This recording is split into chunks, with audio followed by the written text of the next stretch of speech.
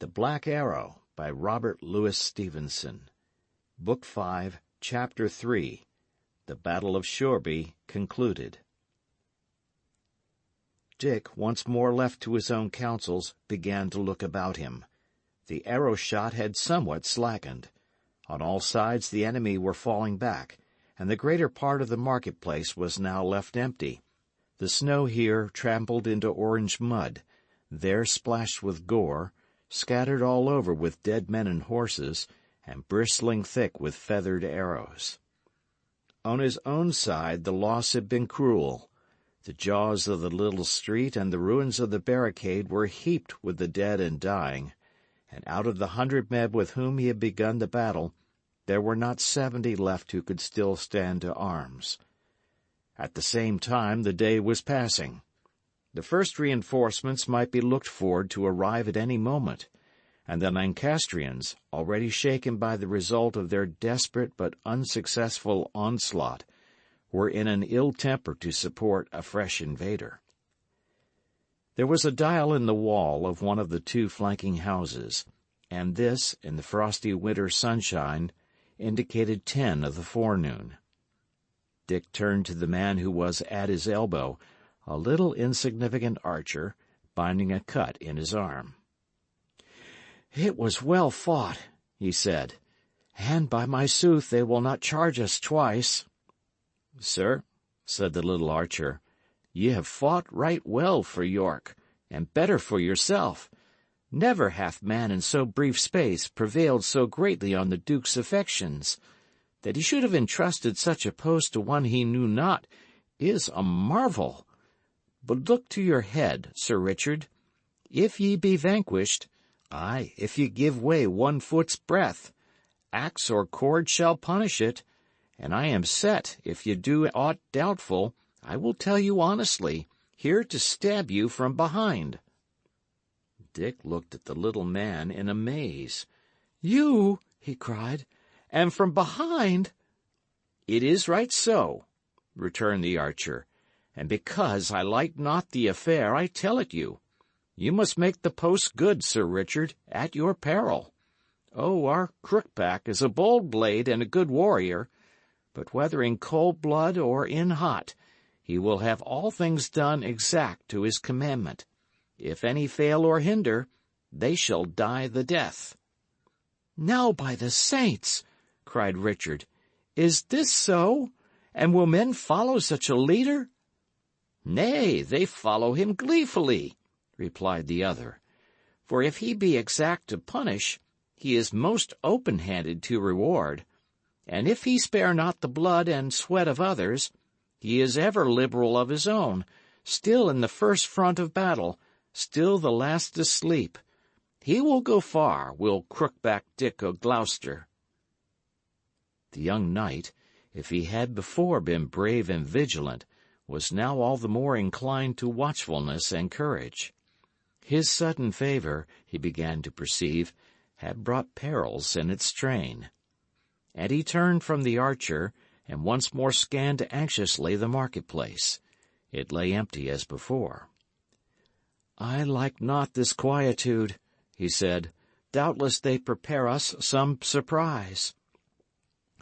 And, as if in answer to his remark, the archers began once more to advance against the barricade, and the arrows to fall thick. But there was something hesitating in the attack. They came not on roundly, but seemed rather to await a further signal. Dick looked uneasily about him, spying for hidden danger, and sure enough, about halfway up the little street, a door was suddenly opened from within, and the house continued for some seconds, and both by door and window, to disgorge a torrent of Lancastrian archers.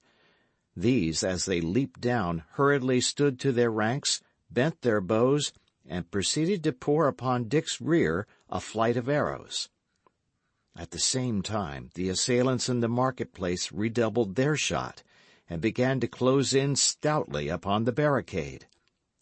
Dick called down his whole command out of the houses, and facing them both ways, and encouraging their valor both by word and gesture, returned as best he could the double shower of shafts that fell about his post. Meanwhile, house after house was opened in the street, and the Lancastrians continued to pour out of the doors and leap down from the windows, shouting victory, until the number of enemies upon Dick's rear was almost equal to the number in his face. It was plain that he could hold the post no longer. What was worse, even if he could have held it, it had now become useless, and the whole Yorkist army lay in a posture of helplessness, upon the brink of a complete disaster. The men behind him formed the vital flaw in the general defense, and it was upon these that Dick turned, charging at the head of his men. So vigorous was the attack that the Lancastrian archers gave ground and staggered, and at last, breaking their ranks, began to crowd back into the houses from which they had so recently and so vaingloriously sallied. Meanwhile, the men from the market-place had swarmed across the undefended barricade, and fell on hotly upon the other side, and Dick must once again face about, and proceed to drive them back. Once again the spirit of his men prevailed. They cleared the street in a triumphant style, but even as they did so, the others issued again out of the houses, and took them a third time upon the rear. The Yorkists began to be scattered.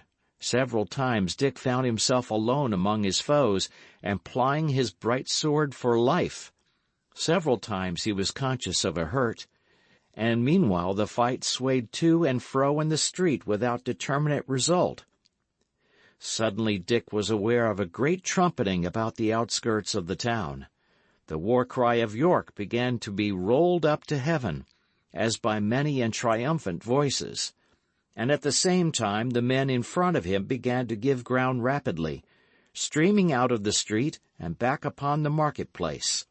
Someone gave the word to fly. Trumpets were blown distractedly, some for a rally, some to charge. It was plain that a great blow had been struck, and the Lancastrians were thrown, at least for the moment, into full disorder and some degree of panic. And then, like a theatre trick, there followed the last act of Shoreby battle. The men in front of Richard turned tail, like a dog that has been whistled home, and fled like the wind. At the same moment there came through the market-place a storm of horsemen, fleeing and pursuing, the Lancastrians turning back to strike with the sword, the Yorkists riding them down at the point of the lance. Conspicuous in the melee, Dick beheld the crookback. He was already giving a foretaste of that furious valor and skill to cut his way across the ranks of war, which, years afterwards, upon the field of Bosworth, and when he was stained with crimes, almost sufficed to change the fortunes of the day and the destiny of the English throne. Evading, striking, riding down, he so forced and so maneuvered his strong horse, so aptly defended himself, and so liberally scattered death to his opponents, that he was now far ahead of the foremost of his knights, hewing his way, with the truncheon of a bloody sword, to where Lord Risingham was rallying the bravest. A moment more, and they met, the tall, splendid, and famous warrior against the deformed and sickly boy. Yet Shelton had never a doubt of the result, and when the fight next opened for a moment, the figure of the Earl had disappeared. But still, in the first of the danger, Crookback Dick was launching his big horse and plying the truncheon of his sword. Thus, by Shelton's courage in holding the mouth of the street against the first attack, and by the opportune arrival of his 700 reinforcements, the lad, who was afterwards to be handed down to the execration of posterity under the name of Richard III, had won his first considerable fight. End of chapter.